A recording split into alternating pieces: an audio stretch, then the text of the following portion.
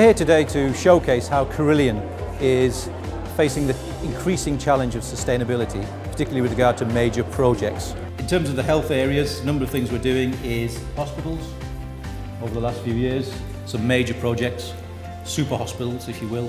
So we've had Southmead in Bristol, which opened in 2014, Royal Liverpool, which is opening next year, and one I'm associated with, and Jen actually been here, is the Midland Metropolitan Hospital just up the road at Smethwick.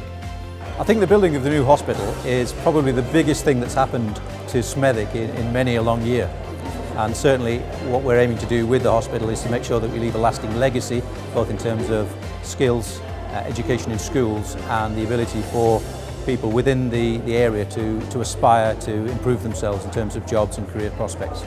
The most exciting part of what I do at the moment is certainly our recent tie-up with the Wildlife Trust to improve the Centre of the Earth facility at Winson Green, which is an excellent example of working with local schools and community to reconnect them with nature and with wildlife, and also, because of the hospital dimension, as a recuperative facility for patients from both City Hospital and with the new Midland Met Hospital.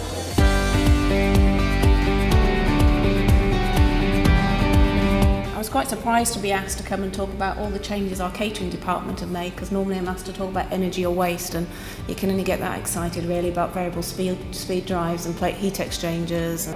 Catering for the future, like anything for the future, it's all up in debate, isn't it? Everything changes faster than we think. I was at a talk last night and we're talking about change.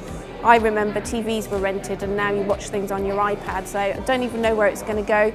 Food is very trendy, what people want is very trendy, so if some of the big hitters in the media come out and talk about a meat-like diet, then it'll get some traction. But there's a big risk relating to food and the amount we import and what we'll be able to buy. Feeding everybody is going to get more expensive, so we've got to think about it from a risk perspective, but also about providing healthier food that people want to eat.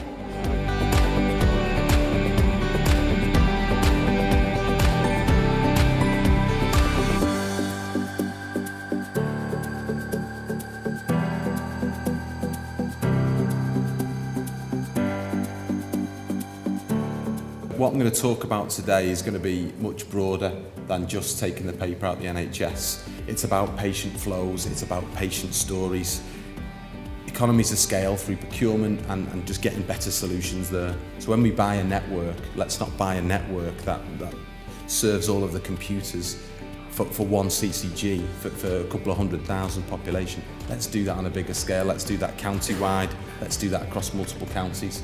Not only saving millions, but creating a better infrastructure for joint working. If we're going to really tackle sustainability and change properly, we need to do that very inclusively and collaboratively throughout our organisations and cities and counties, working together so that we're not detaching digital in this sustainability agenda. We're going whole system and we're bringing everyone on board from the top to the core of our organisations. Collaborative thinking is better than doing this on your own. When I was in the system in the NHS, I was victim of that. You're trying to compete with your neighbouring organisations to come up with the best ideas quicker, but you quickly realise that if you bring those ideas together, you're going to do more faster. So I think there are various challenges.